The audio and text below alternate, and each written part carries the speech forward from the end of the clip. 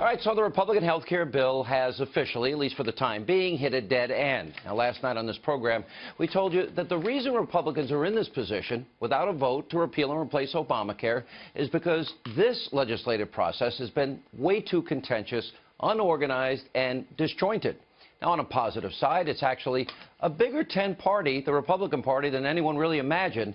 But the fact is, after 7 long years of Republicans promising to repeal, replace Obamacare, not getting the job done is unacceptable. Anyway, here's what Speaker Ryan said earlier today.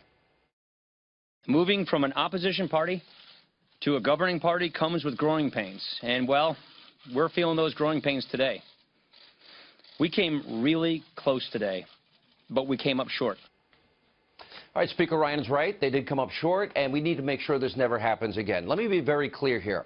This is not President Trump's failure. The president went above and beyond, did everything in his power to get this bill across the finish line. And here's how the president reacted this afternoon. Take a look. We're just a very small number of votes short in terms of getting our bill passed. A lot of people don't realize how good our bill was because they were viewing Phase 1, but when you add Phase 2, which was mostly the signings of Secretary Price, who's behind me, and you add Phase 3, which I think we would have gotten, it became a great bill. Premiums would have gone down, and it would have been very stable, it would have been very strong. All right, I will admit earlier today I was pretty angry about all of this. This shouldn't have happened, but the bottom line at this point, what's done is done. And what has actually emerged here, in my mind, is a huge opportunity if it is used wisely. Now, before I talk about how we can avoid these mistakes and fix this problem, I want to first address the Democrats and members of the alt-left, radical, destroy Trump propaganda media. They're absolutely giddy at what happened today. Now, let's start by looking at how Democrats were behaving on the House floor today before the bill was even pulled. Look at the insanity of their rhetoric. This is a bad joke on America. Here we are, the Choice Act. The choice is get sick or go broke. This bill will unravel health care for all Americans. We are in Lent. It's supposed to be the holiest time. Whatever you do to the least of my brothers, you do unto me. Think about that before you vote for this bill. Please vote against it. It is not liberty for a woman to be forced to go to work within weeks of having a child. That's what this bill would do. Yes, I want to ask why the Democratic microphone is turned off. The last 2 speakers we've not been able to hear as well as we heard Ms. Cheney, and I want to know why that is. I hope somebody hears my plea and that the parliamentarian will take care of this problem. This debate is too important to have our microphones at a lower scale. Older Americans are going to pay for a tax cut for the richest people in this nation. Older Americans are going to be hit the hardest. What does the GOP stand for? Get old people. That's what this bill does. Yeah, get old people. All right, all you snowflake Democrats, you may be happy this bill was scrapped, but guess what? You're not going to be smiling for long, and that's a promise. Now, since Obamacare was not repealed and replaced, guess what? The country is now going to see just how devastating your statism and how dangerous this law really is. Now, back in February, the CEO of Aetna said Obamacare is in a death spiral. It's only going to get worse. We see premiums now skyrocketing in some places by 117%.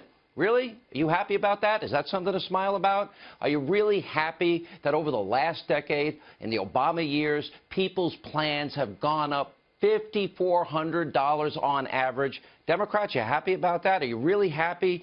So many millions of Americans have lost their doctors. By the way, something President Obama and you promised would never happen.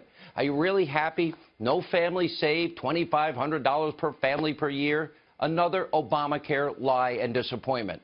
But don't worry, Democrats, you're going to be forced to own this mess because you created this mess. So be as happy as you want today because Americans will see day after day after day firsthand the devastation and the impact of your bad policies.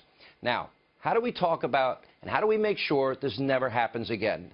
It's really important to look back and examine what went wrong here so Republicans are not in this position again. Second, Republicans, they've got to go back to the table, this time build a consensus bill. Didn't happen this time.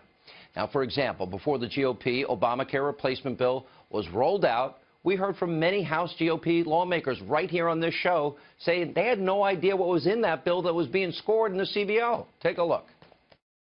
You guys are worried you haven't seen the repeal and replace bill. All four of you have told me that. I got to see the bill before I can agree to anything. I'm kind of anal like that. I'd like to read the bill. You remember 2010? We all said, if you elect us, you give us the majority, we will read the bill.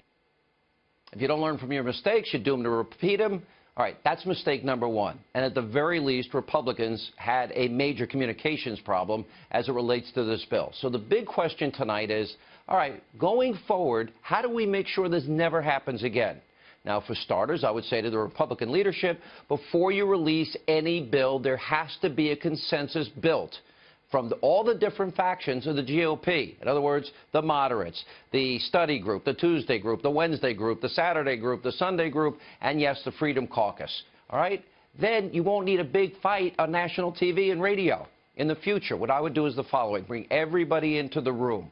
Start the process of building that bill with everybody I just mentioned, knowing and telling everybody they're not going to get everything that they want. Sort of like signing a contract before actually negotiating the terms. You have it backwards. And that means getting everyone in the same room, members of the Senate, Secretary Price, conservative think tanks, moderates, GOP study group, Freedom Caucus, everybody, the White House, make sure the bill is not released until you have consensus on the bill. Now, this would take a lot of the ugliness out of the process. Now the president is moving on. He's forging ahead with his agenda. And remember, he's been keeping all his promises. He's checking those things off his list one by one. So what does this mean going forward? Well, hopefully the Republican leadership has learned a hard lesson. And our elected officials need to take a deep, long, hard, introspective look about how they do business. And my advice is, don't put bills together without consulting all these factions within your party. It will serve the American people better. And one thing's clear, voters were not served well in this process, but you will have time for a do-over. Joining us